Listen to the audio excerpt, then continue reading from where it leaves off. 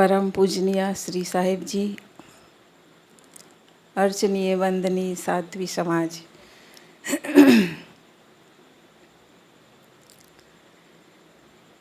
आज हम लोग ग्राम नवागांव कबीर आश्रम में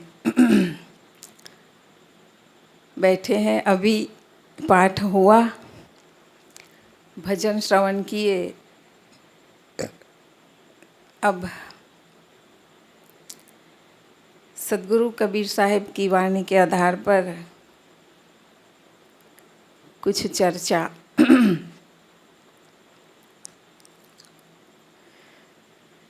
हम लोग कल्याण के लिए अपना घर द्वार छोड़ करके गुरु की शरण में लगे हैं। हमारा मुख्य उद्देश्य है कल्याण की प्राप्ति, दुख की निवृत्ति या मोक्ष की प्राप्ति, कुछ भी कह सकते हैं। लेकिन मुख्य बात है कि हम इस जन्म मरण के चक्र से, इस भवसागर से पार होने के लिए साधना में लगे हुए हैं।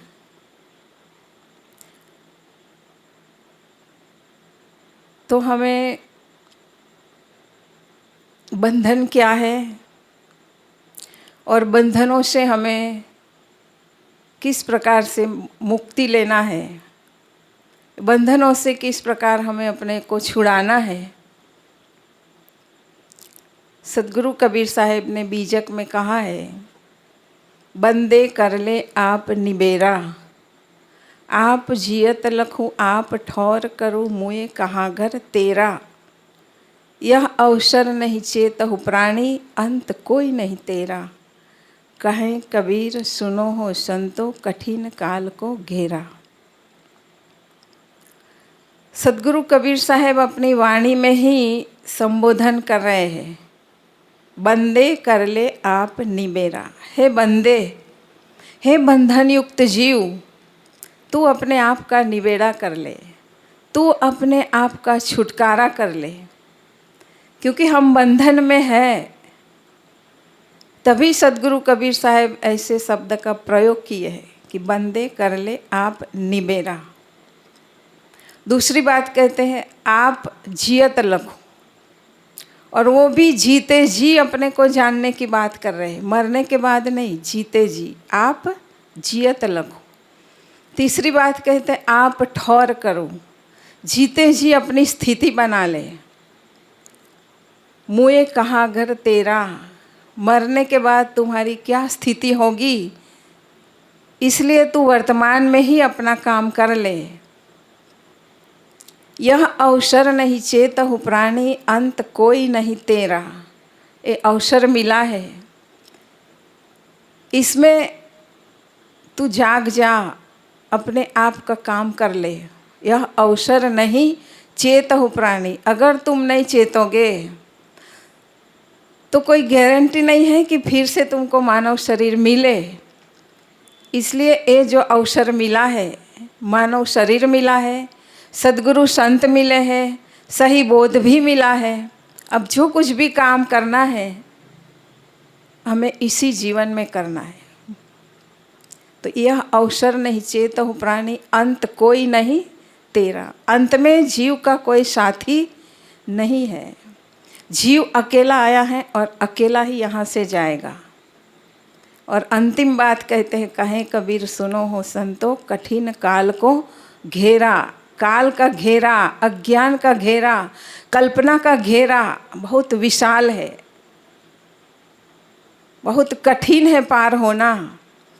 लेकिन तुम कर सकते हो, क्योंकि मनुष्य में वो शक्ति है, हर जीव में वो शक्ति है। क्योंकि जीव की शक्ति में कोई अंतर नहीं है, चाहे कोई भी शरीर प्राप्त करे जीव, शक्ति तो उतनी ही है।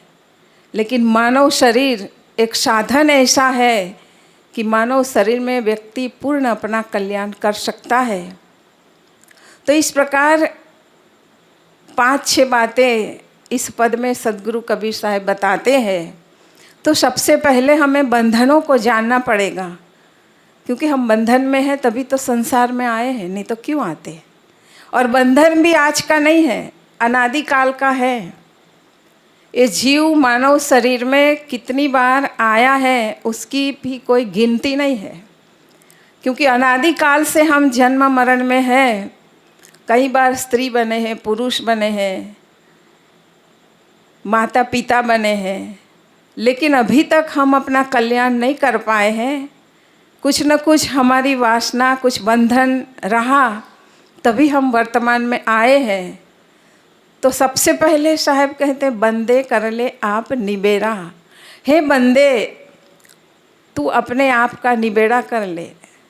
अब बंधन है लेकिन दिखता नहीं है। बंधन दिखता है, कोई पशु हो तो उसके गले में रस्सी बांधी है, खूंटा पर लगा हुआ है।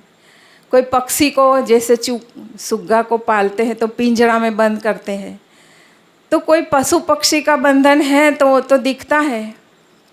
लेकिन साहब मनुष्य को कहते हैं जो बंधन दिखता, मनुष्य का बंधन किसी को दिखता नहीं है। फिर भी साहब कहते बंदे कर ले आप निबेरा। तो ये बंधन कौन सा बंधन है?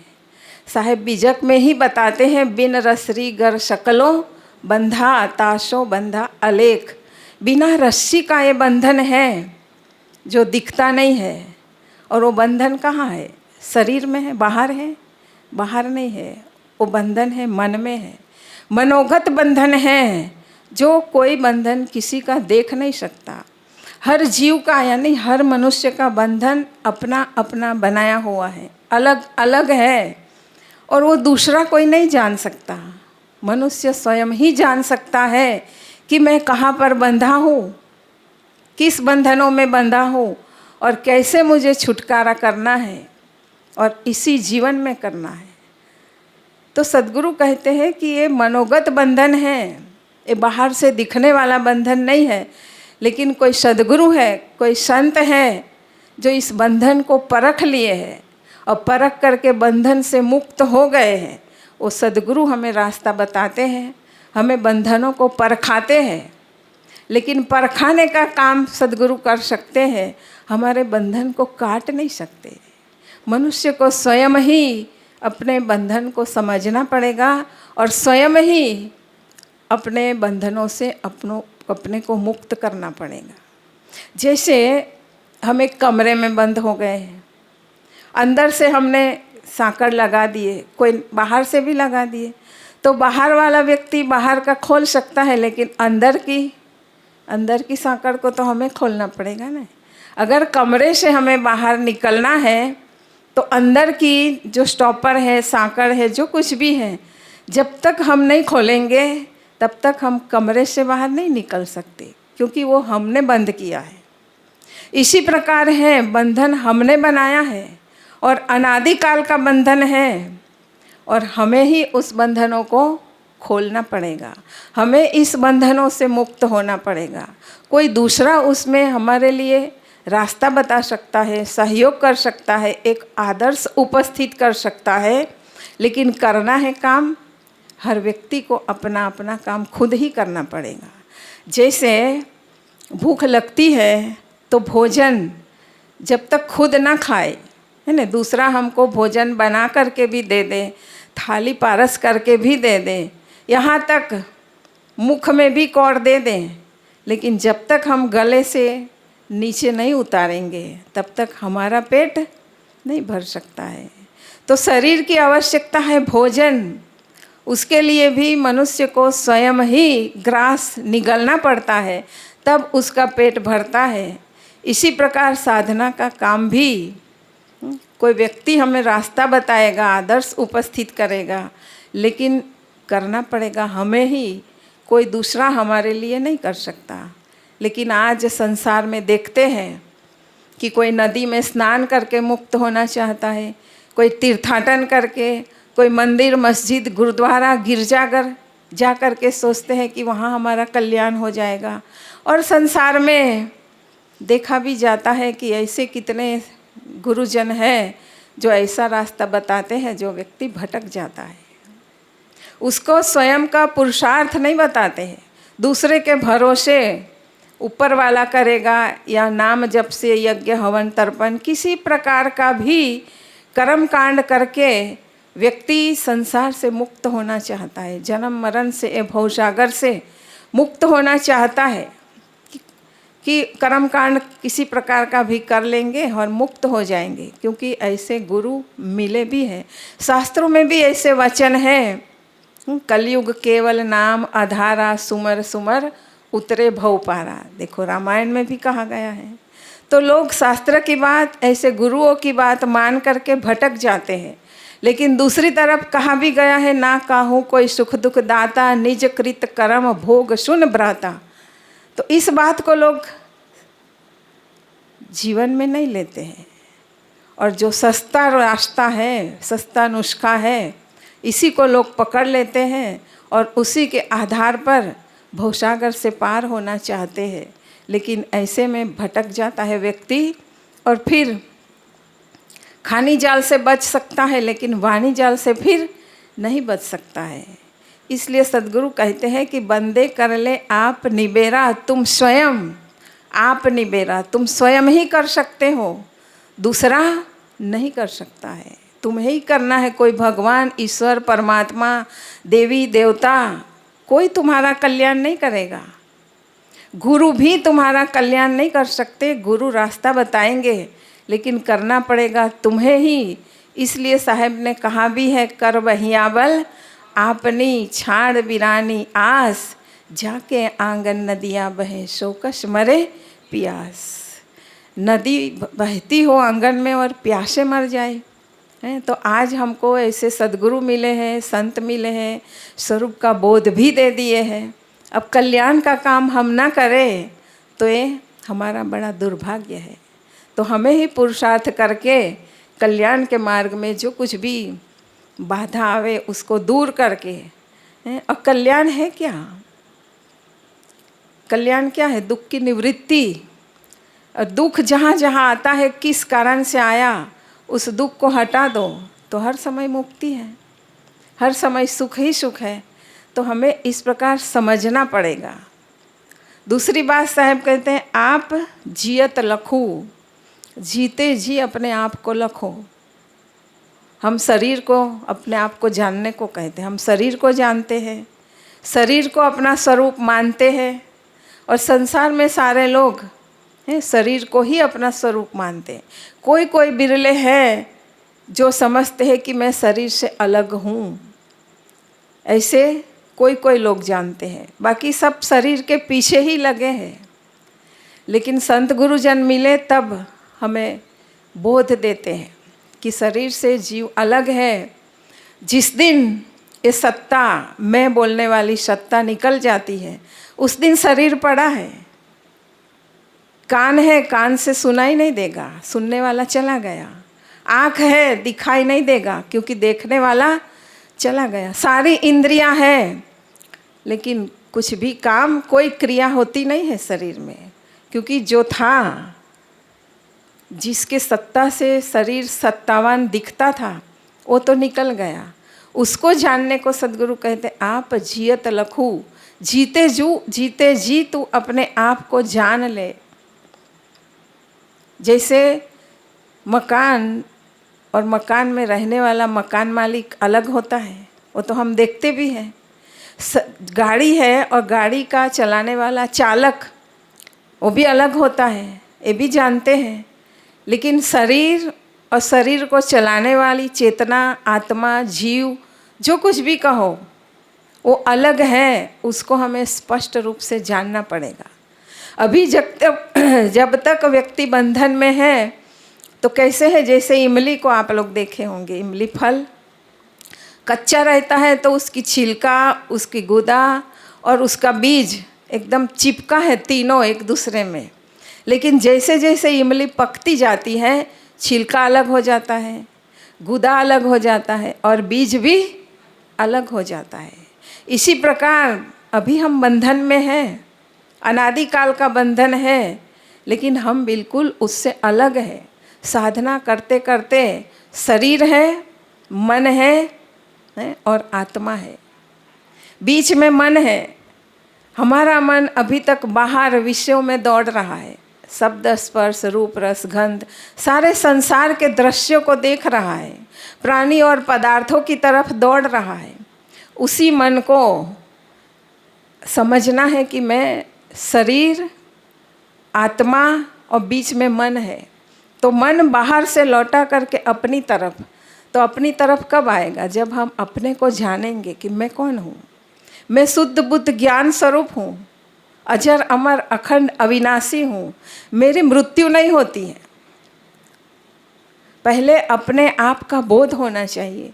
लेकिन संसार में जीव को तुच्छ कहा गया, प्रतिबिंब कहा गया, परिच्छिन्न कहा गया, अंश कहा गया, अंशी अंश, व्याप्त व्यापक, अनेक प्रकार से जीव की अवहेलना होती रही। इसलिए जीव को अपने स्वरूप का बोध हो नहीं पाता है। वो बाहर किसी ईश्वर का अंश मानता है। इस प्रकार अनादिकाल से यही सुनते आए हैं। लेकिन वर्तमान में हमें सद्गुरु मिले, हमें बोध दे दिए कि तू शरीर से बिल्कुल अलग है, अजर अमर अखंड अविनाशी हूँ, शुद्ध बुद्ध है।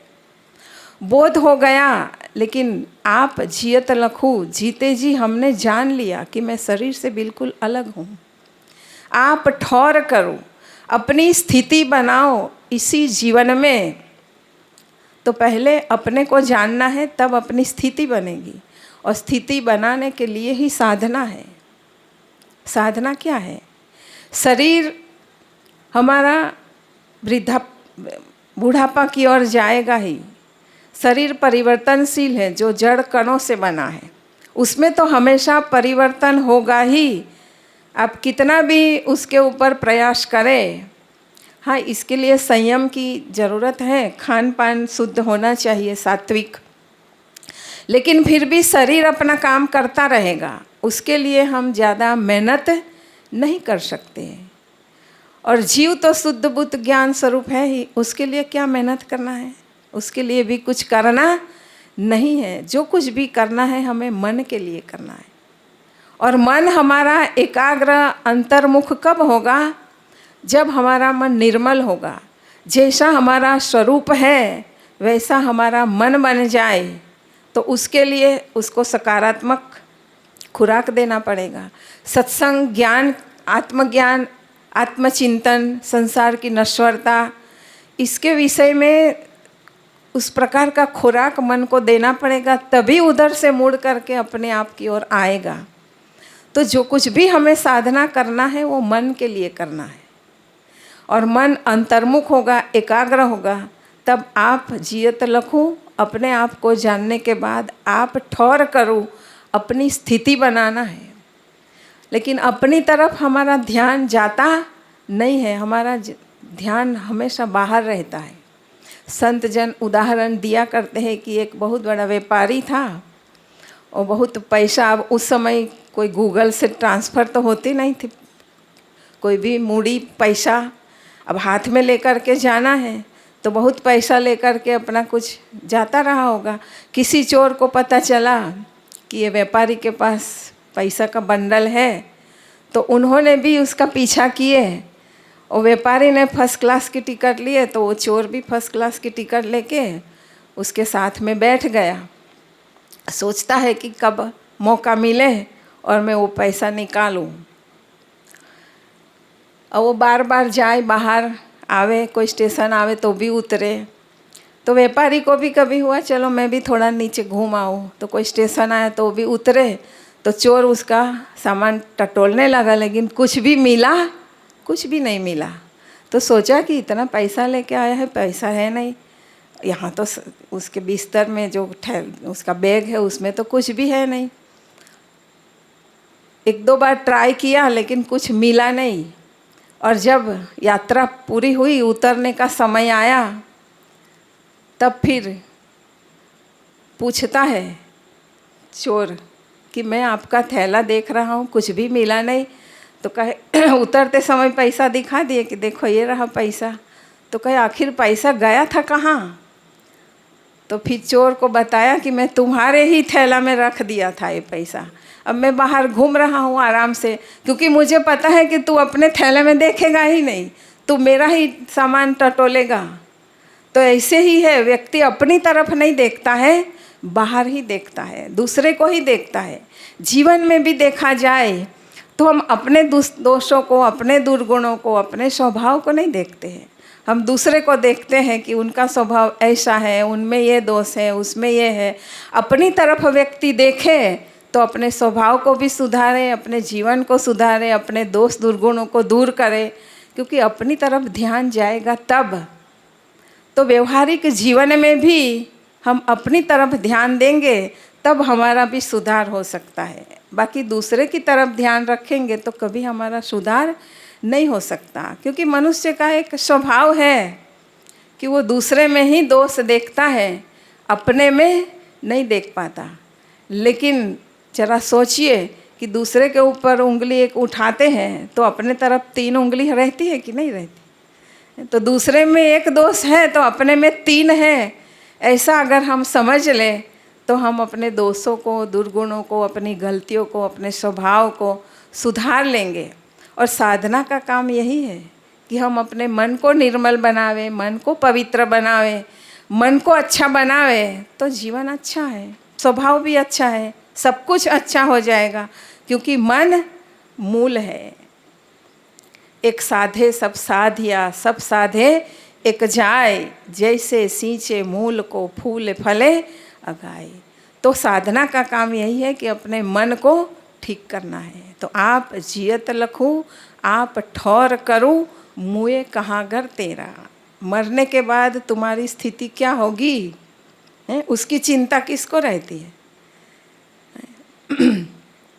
मरने के बाद क्या स्थिति होगी उसकी चिंता उन लोगों को रहती है जो जीवन में कुछ अच्छा नहीं करते। भजन, भक्ति, सत्संग, सेवा, स्वाध्याय, परमार्थ, दान, पुण्य, है ना, अच्छा काम जो नहीं करते हैं उसको चिंता रहती है कि मरने के बाद क्या स्थिति होगी।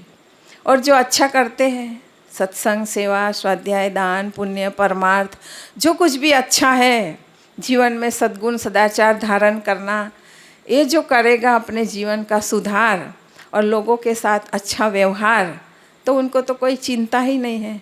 क्योंकि हमारा वर्तमान ही हमारा भविष्य बनाता है। आज जिनको अच्छा है उनका भविष्य कैसा होगा उसकी चिंता करने की कोई आवश्यकता नहीं रहती। और जो कल्याण में लगे हैं उनको तो पता है कि जब तक प्रारब्ध है तब तक ये सारा खेल है, और जिस दिन प्रारब्ध समाप्त हो जाएगा उस दिन हम तो अपने स्वरूप में हैं। उनको भी कोई चिंता मरने की नहीं रहती। तो मुए कहाँ घर तेरा, मरने के बाद तुम्हारी स्थिति क्या होगी। जो जीते जी जिन्होंने अपने आप को जान लिया, समझ लिया, अपनी स्थिति बना ली, उसको मरने के बाद कोई चिंता ही नहीं है। और जो अच्छा काम करता है उसको भी नहीं चिंता है। चिंता उसको है जो कुछ भी करता नहीं है, बस खाए पिए और उड़ा दिए, कोई परमार्थ का, कोई दूसरों के लिए कुछ भी नहीं। तो ऐसे लोगों को मरने के बाद क्या स्थिति होगी उसका कोई अता पता नहीं रहता है। तो ये साहिब कहते हैं, आप जियत लखूँ, आप ठौर करूँ, मुए कहाँ घर तेरा। यह अवसर नहीं चेतहु प्राणी, अंत कोई नहीं तेरा। ये अवसर मिला है, ये मानव शरीर एक अवसर है। सद्गुरु संत मिले हैं, शरीर स्वस्थ भी बिल्कुल है, बुद्धि भी ठीक है, समझदारी भी अच्छी मिली है। नहीं तो देखो लोग समझ ही नहीं पाते ज्ञान की बात क्या है। सुन रहे हैं इधर से निकल रहा है, क्या बोलते हैं कुछ पता ही नहीं चलता। तो हमारी आज समझदारी भी ठीक है, समझते हैं, बुद्धि भी ठीक है, इंद्रियां भी सारी ठीक है, शरीर भी स्वस्थ है, साधना के करने लायक सब कुछ ठीक है। ये अवसर मिला है। यह अवसर नहीं चेतहु प्राणी, अंत कोई नहीं तेरा। अंत में जीव का साथी कोई नहीं है, इसलिए अवसर को चूको मत। इसी जीवन में जो कुछ भी करना है व्यक्ति स्वतंत्र है। अन्य खानी तो केवल भोग भूमिका है, मानव शरीर ही कर्म भूमिका है। मनुष्य इसी जीवन में वर्तमान में ही जो कुछ भी करना चाहे वो कर सकता है।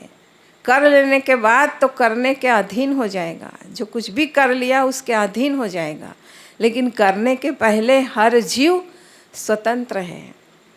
तो क्या करना है वो व्यक्ति के हाथ में है। और व्यक्ति को अच्छी समझ मिली है, सद्गुरु संत मिले हैं, सही बोध मिला है, कोई भटकने की आवश्यकता नहीं है। अब जो काम करना है वो हम इसी जीवन में, इसलिए कहा भी गया है मानुष जन्म दुर्लभ है, बहुरी न दूजी बार, पक्का फल जो गिर पड़ा, बहुरी न लागे डार। ये बारंबार मिलेगा नहीं, आज वर्तमान में मिला है। अगर चूक गए तो साहेब ने क्या कहा, मानुष जन्म चूके अपराधी। अगर चूक गए तो हम अपराधी हैं, इसलिए हमें अपराधी नहीं बनना है, चूकना नहीं है। आज वो समय मिला है, अंत कोई नहीं तेरा। साहब कहते हैं अंतिम में कोई तुम्हारा साथी नहीं है। अंतिम में कौन है जीव के साथ? अकेला आया है और अकेला जाएगा। जो कुछ भी यहाँ आने के बाद धन संपत्ति वैभव, जो कुछ भी समाज में मान प्रतिष्ठा यश कीर्ति जो कुछ भी प्राप्त किए हैं, सब यही का यही रहेगा, कुछ भी साथ में जाने वाला नहीं है। दृश्य मात्र प्राणी और पदार्थ, भाई दो चीज़ तो है। और प्राणी और पदार्थों के बीच में अनुकूल परिस्थिति प्रतिकूल परिस्थिति है ना, उसी में सारा व्यवहार है। लेकिन सब कुछ यही छोड़ के जाना है। कहीं पर भी अपने को मोह ममता में लोभ में कहीं पर भी जरा भी अटकाएंगे तो फिर वापस आना पड़ेगा। इसलिए सबसे मुक्त होकर के है ना जीवन तो जीना है। जब तक प्रारब्ध है प्राणियों के साथ व्यवहार करना पड़ेगा, पदार्थों का उपयोग करना पड़ेगा। लेकिन किस प्रकार? जैसे कमल का उदाहरण दिया जाता है, कीचड़ में है कमल लेकिन कीचड़ से अलग है। इसी प्रकार जीवन का व्यवहार करते हुए भी कहीं पर भी अपने को लिपायमान न करें। तो इसी जीवन में जब तक प्रारब्ध है तब तक अनासक्ति पूर्वक निष्काम भाव पूर्वक अपना कर्तव्य समझ कर के करते चलेंगे तो कोई बंधन नहीं रहेगा। तो ये अवसर नहीं चेतहु प्राणी, अंत कोई नहीं तेरा। अंत में कोई किसी का साथी नहीं है। उसका मतलब ये नहीं कि वर्तमान में हम व्यवहार ना करें, कोई किसी का साथी नहीं। वर्तमान में सबके साथ में प्रेम का व्यवहार है ना। इसलिए गुरुदेव जी ने क्या कहा है, प्रेम में स्वर्ग है और अनासक्ति में मोक्ष है। तो जहाँ तक व्यवहार है हमारा प्रेम पूर्ण हो, और जहाँ हमारा जब जो कुछ भी जीवन गुजर के लिए चाहिए अनासक्ति पूर्वक है ना, जीवन गुजर तो करना है, अनासक्ति पूर्वक करते रहेंगे तो कोई बंधन नहीं है। आए हैं अकेले और जाना भी अकेला ही है। इसलिए किसी ने कहा भी है, धनानुभूमि पशुवष्ट गोष्ठे भार्या गृह द्वारे जनस्मशाने देहश्चितायाम परलोक मार्गे धर्मानि गो गच्छति जीव एक। धनानुभूमि, धन भूमि में गड़ा रहेगा, आजकल बैंकों में रहेगा। धनानुभूमि वो साथ में जाने वाला नहीं है। जो कुछ भी उपार्जित किए हैं उसका अगर सदुपयोग कर लेंगे तो उसके संस्कार जरूर जाएंगे। दान पुण्य कर लिए, परमार्थ में उसका उपयोग कर लिए तो उस धन का सदुपयोग कर लेंगे तो वो संस्कार जाएगा, और दुरुपयोग करेंगे तो वो भी संस्कार साथ में जाएगा। तो धन तो वही का वही रहेगा, वो साथ में नहीं जाएगा। लेकिन उसका सदुपयोग करना है कि दुरुपयोग करना है, वो व्यक्ति की अपनी समझ, अपनी बुद्धि, अपना विवेक जैसा होगा वैसा उपयोग करेगा और वैसे संस्कार लेकर के जीव जाएगा। बाकी तो सब जितना भी कमाया हुआ है यही का यही रहेगा। पशुवष्ट गोष्ठे, पशु को भी धन माना गया, वो जहाँ पर बंधा हुआ है वही रहेगा। भार्या गृह द्वारे है ना, घर गृहस्थी के लिए कहा जाता है कि पत्नी में मोह करते हैं व्यक्ति तो वो भी भार्या ग्रह के द्वार तक ही जाएगी, पत्नी भी साथ में नहीं जाती है। लेकिन फिर भी जब तक जीवन है प्रेम पूर्ण व्यवहार तो करना ही होगा। भार्या गृह द्वारे जन स्मशाने, जो जनता है, जन लोग हैं, रिश्ते नाते जितने भी संबंध हैं वो कहाँ तक जाएंगे? जन्म स्मशान तक जाएंगे, है ना। तो इस प्रकार धनानुभूमि पशुवष्ट गोष्ठे भार्या गृह द्वारे जन स्मशाने देहश्चितायाम, ये शरीर ये देह भी चिता तक है ना, वो भी साथ में जाने वाला नहीं। वो तो जीव तो पहले ही निकल गया है, कुछ भी साथ में नहीं जाता है। धर्मानि गो गच्छति जीव एक, जो धर्म है, परमार्थ है, वही जीव के साथ में, अच्छे कर्म है, पुण्य कर्म है, शुभ कर्म है, वही जीव के साथ में जाता है। अशुभ भी जाएगा, पाप भी जाएगा, है ना। जो कुछ भी करेंगे वही साथ में जाता है। बाकी जो जीवन लेकर के आए हैं, जन्म से लेकर के मृत्यु तक जो कुछ भी बाहरी उपार्जन किए हैं, चाहे धन हो, मान सम्मान हो, यश कीर्ति हो, सब कुछ यहीं रहेगा, कुछ भी साथ में नहीं जाता है। अपने अपने कर्म लेकर के जीव जाता है।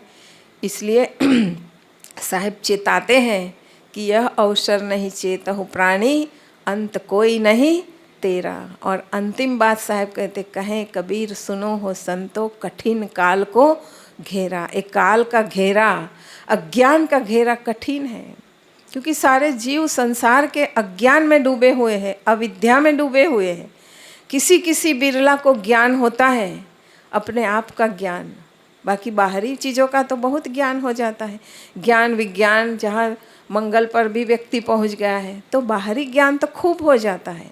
लेकिन जिस अज्ञान की बात कहते हैं वो स्वरूप का बोध, स्वरूप का अज्ञान है। स्वरूप से व्यक्ति बिछुड़ गया है, अपने को भूल गया है, इसलिए मोह माया में पड़ करके नए नए बंधनों को बनाता जा रहा है। तो अज्ञान का घेरा बहुत कठिन है, उससे निकलना। पहले तो ज्ञान प्राप्त होना, जो सत्य ज्ञान प्राप्त होना ही बड़ा कठिन है, और सत्य ज्ञान प्राप्त हो जाने के बाद फिर उसके अनुसार चलना मुश्किल पड़ता है। तो साहब कहते कठिन काल का घेरा, एक काल का घेरा, काल का एक अर्थ मृत्यु भी है।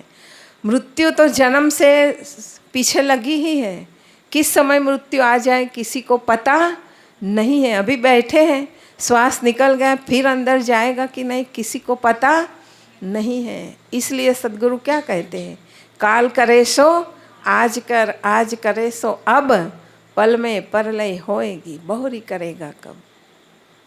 काल का काम आज, आज का काम अभी। और सद्गुरुदेव क्या कहते थे, मुक्ति बार बार लेनी नहीं होती है, एक ही बार मुक्ति लेना है।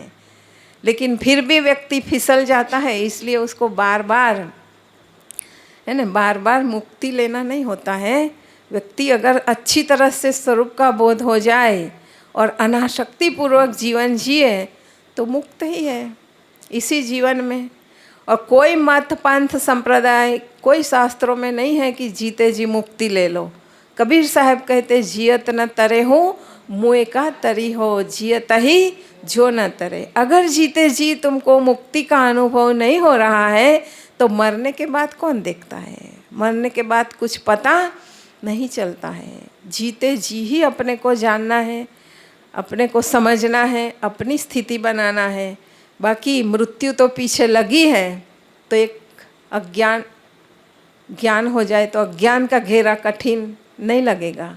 इसी प्रकार मृत्यु को भी जान लेंगे कि हर क्षण मृत्यु हमारे पीछे है, और मृत्यु को अगर हम हमेशा याद रखेंगे तो कभी गलत सोचेंगे नहीं, गलत बोलेंगे नहीं, तो गलत करेंगे भी नहीं, है ना। तो मृत्यु से भी हमें जीत प्राप्त करनी है। और एक कल्पना का घेरा है, वो भी बड़ा कठिन है, क्योंकि पूरी दुनिया कल्पना में लटक गई है, कल्पना में अटक गई है। लेकिन वो कल्पना भी हमें नहीं है, कोई कल्पना नहीं है बाहर, बस अपने आप को जानना है, अपने आप में स्थिति बनाना है, यही कल्याण है। तो इस प्रकार सद्गुरु कबीर साहब ने इस पद में कई बातें बताई। बंदे कर ले आप निबेरा, हे बंधन युक्त जीव तो अपने आप का निबेरा कर ले, इस भवसागर से अपने आप को छुड़ा ले। आप जियत लखो, जीते जी अपने आप को लखो, अपने आप को जानो कि मैं कौन हूँ। आप जियत लखो, आप ठौर करो, और जीते जी अपनी स्थिति बनाओ। जीते जी अपने को सब तरफ से अलग करके अपने आप में स्थित हो जाओ, और इसीलिए ध्यान की आवश्यकता है। आप ठौर करो, मुए कहाँ घर तेरा। मरने के बाद मुक्ति की बात बिल्कुल गलत है। मरने के पहले ही मुक्ति प्राप्त हो सकती है, मरने के बाद कुछ भी पता नहीं चलता है। और अंतिम, यह अवसर नहीं चेतहु प्राणी, अंत कोई नहीं तेरा। ये अवसर मिला है, ये मानव शरीर मिला है, सद्गुरु संत मिले हैं, सब कुछ बढ़िया मिला है, कोई चीज़ की कमी नहीं है। अगर काम नहीं करते हैं तो हम अपराधी हैं, मानुष जन्म चुके हुए अपराधी हैं। हमें अपराधी नहीं बनना है। इसी जीवन में हमें अपना कल्याण का काम कर लेना है। कहे कबीर सुनो हो संतो, कठिन काल को घेरा। ये काल का घेरा कठिन लगता है लेकिन बहुत सरल है। स्वरूप का बोध हो जाए, अनासक्ति पूर्वक जीवन जिएंगे और मृत्यु को सामने रखेंगे और किसी प्रकार की कल्पना नहीं करेंगे तो इसी जीवन में हमारा बेड़ा पार हो जाएगा। और ऐसे सद्गुरु संत मिले हैं, ऐसा संत समाज मिला है, ऐसा माहौल मिला है, सब कुछ हमें मिला है और करने का है तो सब हमें ही करना पड़ेगा, कोई दूसरा नहीं कर पाएगा। तो इस दिशा में हम सब लगे हैं, कोई धीरे धीरे लेकिन एक दिन जरूर लगे रहेंगे तो अपना लक्ष्य प्राप्त हो जाएगा। और इसी के लिए पुरुषार्थ करना है और इसी के ये घर बार छोड़ करके कल्याण में लगे हैं। तो उस काम को हम करते चलेंगे तो ज़रूर हमें सफलता मिलेगी। बोलिए सद्गुरु देव की जय।